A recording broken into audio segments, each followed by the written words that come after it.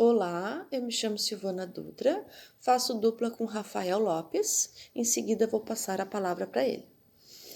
Estamos no 8º semestre de Pedagogia e vou falar um pouquinho do nosso trabalho que é Ensino e Aprendizagem.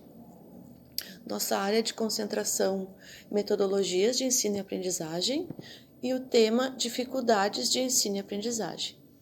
Sobre a influência da pandemia na difícil tarefa de alfabetizar a escrita e conhecimentos matemáticos, com o objetivo de analisar a retomada da vida escolar, as dificuldades dos professores, dos alunos em sala de aula, quais estratégias, como estão utilizando as tecnologias que foram aprendidas no ensino remoto e híbrido, de que forma a integração escolar, família e comunidade podem colaborar para a melhoria do aprendizado nessa fase histórica pós-pandemia para estudantes de todas as idades.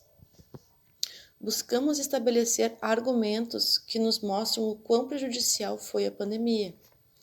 Quais possibilidades educacionais podem ser executadas para mitigar esta situação? Neste ano totalmente presencial, depois de 2 anos utilizando plataformas digitais e ensino híbrido. Quais potencialidades serão utilizadas para promover ações? Quais metodologias de ensino, aproveitando tudo que foi experienciado nesses 2 anos de distanciamento? Aproximar a comunidade, a gestão escolar, com o objetivo de integração. Identificar e compreender as problemáticas e, após esse diagnóstico, desenvolver o que será trabalhado e dar ênfase para equiparar os conhecimentos e traçar uma metodologia que unifique os saberes, tendo em vista que a pandemia nos trouxe 2 públicos: os que tiveram acesso às plataformas digitais e meios tecnológicos para desenvolver suas aprendizagens, e os que não tiveram acesso à internet e, com isso, tiveram sua educação prejudicada. Havendo a compreensão pré-estabelecida dessa disparidade, pode-se construir a unificação da escolaridade. Diante de tantas mudanças que atravessamos nos últimos 2 anos, como retomar as aulas? Pensando no cuidado, na metodologia pedagógica, nas defasagens e nas mudanças práticas que demandam as novas dinâmicas nas escolas. Essa é a nossa pergunta norteadora, que embasa a nossa pesquisa acadêmica e nos faz pensar como futuros educadores, como iremos contribuir na promoção da educação e quais demandas iremos encontrar. Agora vou passar a palavra para o meu colega Rafael Lopes. Olá pessoal, meu nome é Rafael, então continuando a introdução feita pela Silvana, trago aqui uma pesquisa feita pela PNAD contínua do IBGE, que faz uma avaliação por amostragem no Brasil todo em relação à alfabetização de crianças de 6 e 7 anos. E essa pesquisa traz a informação de que nos últimos 2 anos, exatamente no nosso período de pandemia, houve um aumento de 1.400.000 de crianças não alfabetizadas no período para 2.400.000 crianças não alfabetizadas. Então, esse aumento na não alfabetização é uma consequência direta do período de pandemia que a gente esteve vivenciando, mas principalmente esse aumento de não alfabetizados em crianças dessa faixa etária foi de crianças negras e pardas, comparando com crianças brancas no mesmo período. Isso quer dizer que 1 milhão de crianças negras não foram alfabetizadas nos últimos 2 anos, comparativamente com as crianças brancas no mesmo período.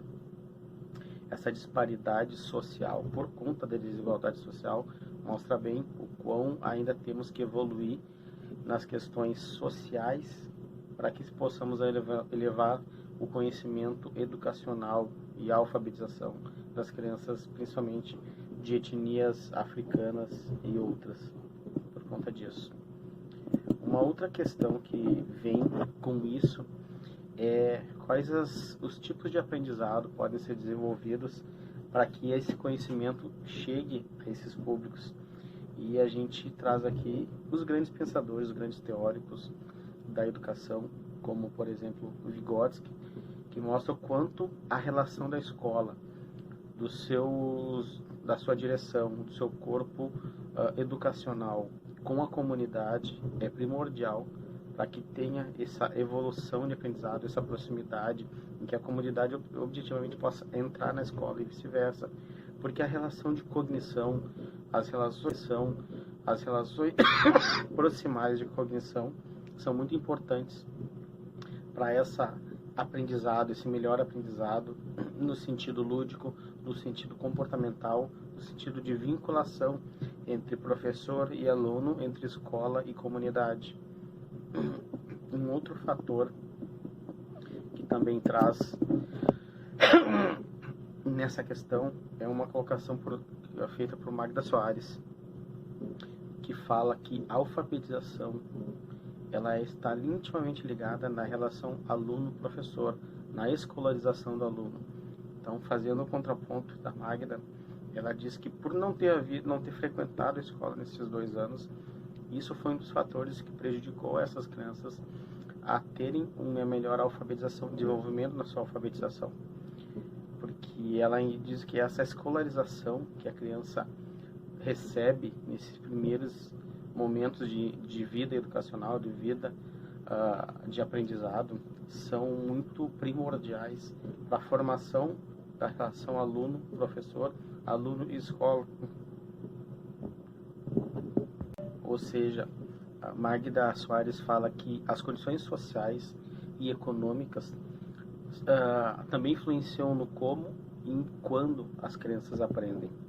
Outra informação que vem concordar com as proposições da Magda Soares é que uma pesquisa feita pela PUC do Rio Grande do Sul, por neuropsicólogas do Rio Grande do Sul, elas identificaram que em grupos de 50 crianças, entre períodos diferentes, dentro da pandemia e antes da pandemia, as crianças que foram pesquisadas logo após o período pandêmico, no decorrer da pandemia, tiveram uma redução na sua cognição, no sentido de que a compreensão de histórias, a escrita e a leitura ficaram mais lentas por conta, e principalmente os fatores motores, como a escrita ficou muito mais reduzida e muito mais difícil de ser realizada por conta, obviamente, do uso de computadores, de teclados e de digitações virtuais e relações de voz e não de escrita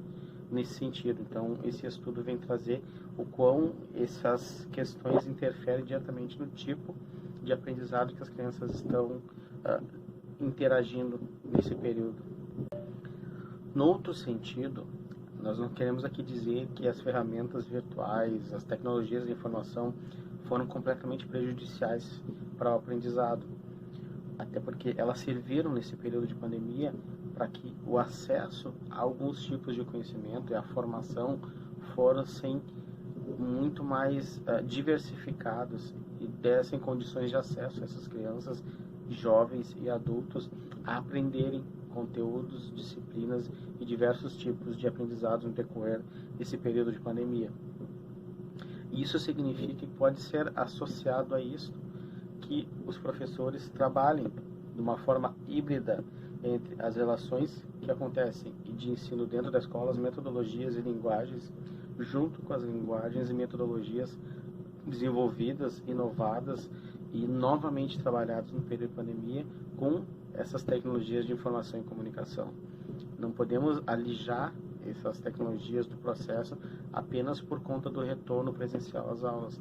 Elas podem ser inseridas como novas formas e novas linguagens de interação entre conteúdo, aluno e professor, que leva esse conhecimento, esse acesso ao conhecimento e essa interação além do horário e do espaço de escola, e que o aluno possa ser melhor conduzido ou guiado para que tenha um melhor acesso às várias formas, às várias linguagens, aos vários hipertextos que principalmente a internet e os meios virtuais podem trazer nesse sentido.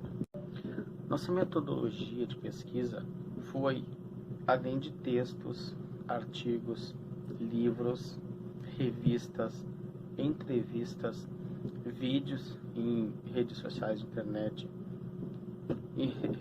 publicados em periódicos e, é claro, as produções feitas pelos grandes pensadores da educação como Paulo Freire, Piaget, Vygotsky, Magda Soares, entre outros, fez com que a gente tivesse uma visão qualitativa com o objetivo descritivo, de qualificar, trazer componentes e dados para entender como se deu a alfabetização e como houve vários problemas e várias dificuldades na construção da alfabetização nesse período, e também buscar abrir um leque para diversas ações que podem ser feitas entre metodologias e linguagens para melhorar e qualificar a alfabetização de crianças, jovens e adultos nesse período de retomada das aulas presenciais. Então, nosso objetivo é qualitativo e descritivo nesse sentido. Esses estudos e pesquisas aconteceram de fevereiro até maio deste ano, 2022, e busca, dentro dessa pesquisa e na nossa proposta de estudo, qualificar, dentro do possível, melhorar as ações, as relações, as vinculações e a interação entre aluno, escola e comunidade. A educação não transforma a sociedade, a educação transforma pessoas. Pessoas transformam a sociedade. Então, se nós tivermos um olhar de humanidade, de valorização das nossas futuras gerações, nós teremos uma qualidade na educação, se queremos ter objetivamente uma sociedade mais humana e melhor nesse sentido. Obrigado a todos que nos ouviram até aqui.